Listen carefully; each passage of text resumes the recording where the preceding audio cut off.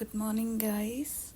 Today is a yellow warning for Ontario cities like Brampton, Mississauga, Halton, Etobicoke, and many more because of snowing. And now I'm gonna show you.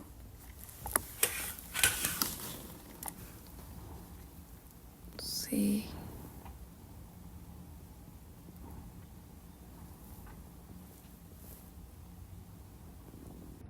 You can see the uncle, and snow is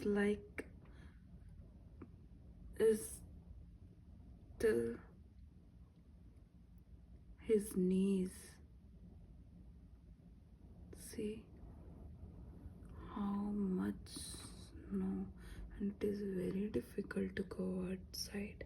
It is not recommended to go outside, so everyone stay home. And Humber Polytechnic is also closed today. It's too much bad